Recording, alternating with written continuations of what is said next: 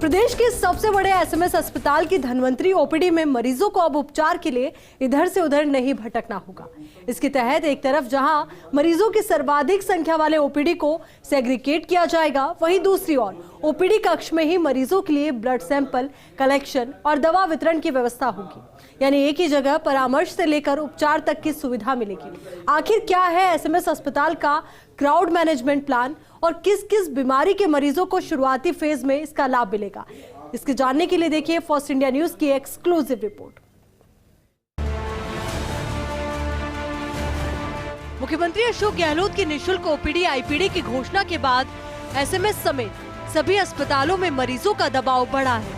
फिर चाहे CT scan, MRI की जांचें हो या फिर अन्य दूसरा ट्रीटमेंट, कमोबेश हर जगह मरीजों की संख्या में इजाफा हुआ है। लेकिन सर्वाधिक असर एसएमएस अस्पताल के ओपीडी में देखा जा रहा है, जहां रोजाना 10 से 12,000 मरीज परामर्श के लिए आते हैं। इन मरीजों की भीड़ को मैनेज करना अस्पताल के लिए बड़ी चुनौती है। ऐसे में अब मरीजों की भीड़ को मैनेज करने के लिए विशेष प्लानिंग की गई है। दरअसल अस्पताल के ओपीडी में ज्यादातर मरीज मेडिसिन, कार्डियोलॉजी, आर्थोपैडिक और न्यूरो के पहुंचते हैं।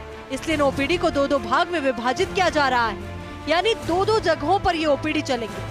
इसके साथ ही ओपीडी में सैंपल कलेक्शन सेंटर भी तैयार कराए जा रहे हैं और साथ ही ड्रग डिस्ट्रीब्यूटर सेंटर भी बनाए जा रहे हैं, ताकि परामर्श के बाद मरीज को सैंपल के लिए कतारों में इंतजार ना करना पड़े और दवाएं भी जल्द मिल जाए।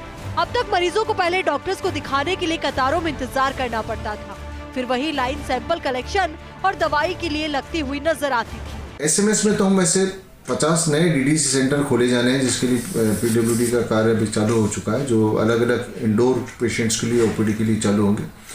वो तो एक अलग चीज़ है। और इसमें जो अभी हम बात कर रहे हैं, ये ओपीडी के अंदर ही हैं। जो रूम खाली हो रहे हैं, जो स्पेस खाली हो रहे हैं, उनमें हम बना के इसकी कोशिश कर रहे हैं कि उनमें बना के दे दी जाए, जिससे कि जो व्यक्ति, जो पेशेंट एक ओपीडी के अंदर गया है, वो उसका वहीं अधिकतर काम हो जाए। दिक्कतों के हिसाब से डिवाइड होंगे ओपीडी।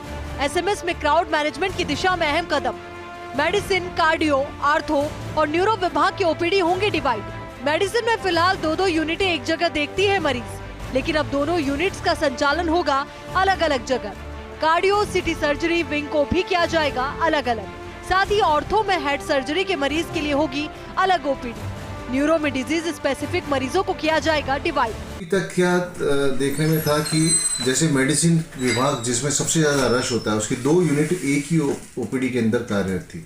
तो अभी हमने डिवीजन किया है, जिसमें से हर 2 यूनिटों को 2 अलग अलग ओपीडी दिए गए, जिससे कि वहाँ पे उनका रश भी कम हो पेशेंट्स का, और साथ साथ ही हम ज्यादा से ज्यादा विशेषज्ञों की सेवा ले सकें। अस्पताल प्रशासन के लिए ओपीडी में सबसे बड़ी चुनौती क्राउड कंट्रोल है। सप्ताह के शुरुआती दिनों में तो ओपीडी में मेले जैसा माहौल नजर आता है, जिसमें कई गंभीर श्रेणी के मरीजों को काफी दिक्कतों का सामना करना पड़ता है। ऐसे में अब अस्पताल प्रशासन ने यूनिट्स को अलग अलग कर क्राउड कंट्रोल की कोशिश शुरू की है। अब देखना ये होगा कि अस्पताल की नई व्यवस्था मरीजों को कितनी राहत दे पाती है। Vikas Sharma, First India News, Jaipur.